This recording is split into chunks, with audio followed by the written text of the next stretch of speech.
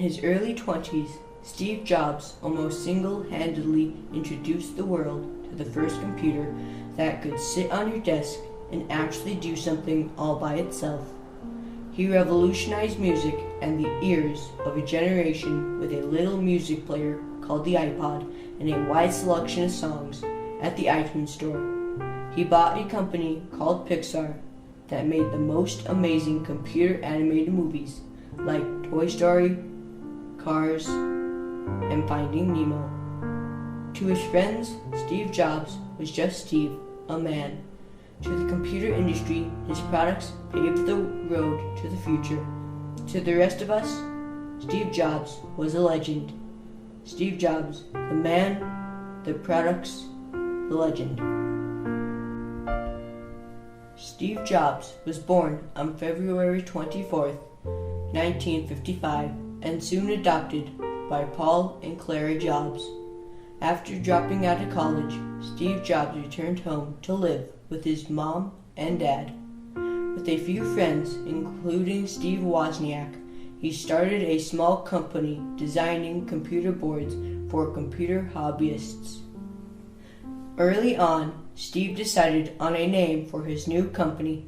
At first, he wanted to call it Matrix Electronics or Executech, but after returning from a trip to an apple orchard, he was set on calling it Apple.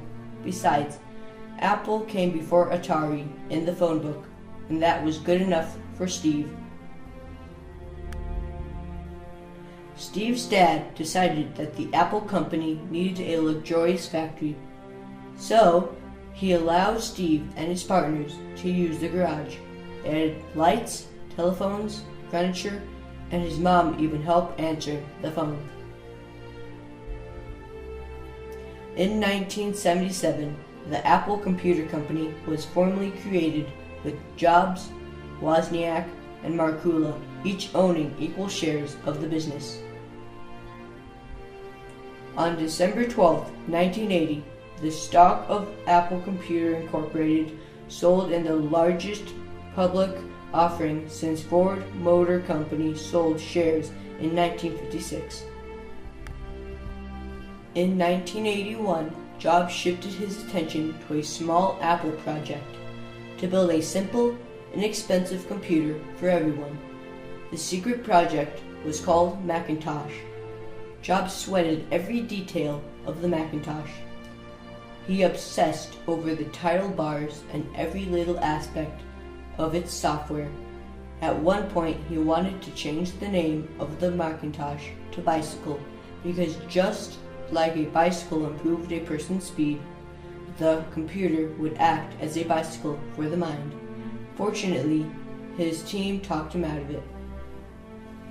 Steve Jobs knew that even with a great product, you still had to convince the public that they could not live without it.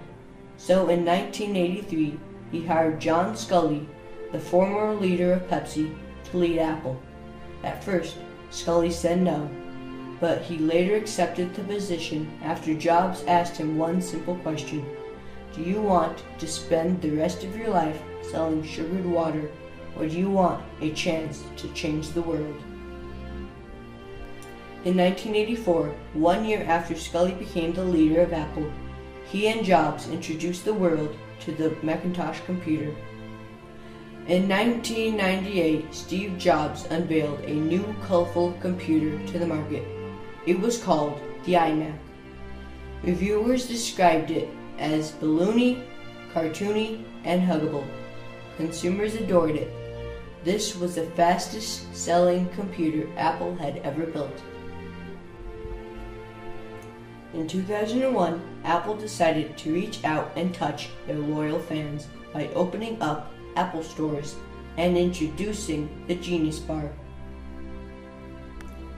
On October 23, 2001, at a press conference, Jobs pulled out a white device from his jeans and introduced the world to yet another game changer, the iPod and iTunes. About iTunes, Jobs told Fortune magazine that it would go down in history as a turning point for the music industry. This is landmark stuff, he told them.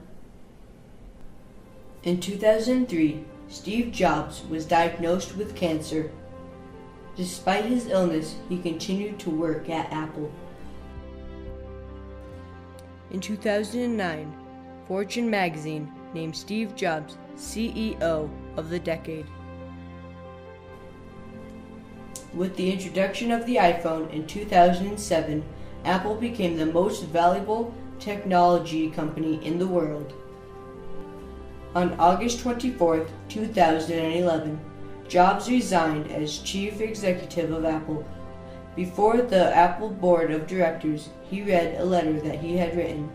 "I have always said if there ever came a day when I could no longer meet my duties and expectations as Apple's CEO, I would be the first to let you know. Unfortunately, that day has come." On October 5, 2011, with his wife, his children, and both of his sisters near, Steve Jobs passed away. In her eulogy, Mona Simpson shared her brother's loyalty, his love of beauty, his incredible tenacity, and his hard work. Before he lost consciousness for the last time, she said Steve's final words were, "Oh wow, oh wow, oh wow." Steve often said, "Life is short and we're all going to die really soon." How correct he was. Steve Jobs was only 56 years old when he died.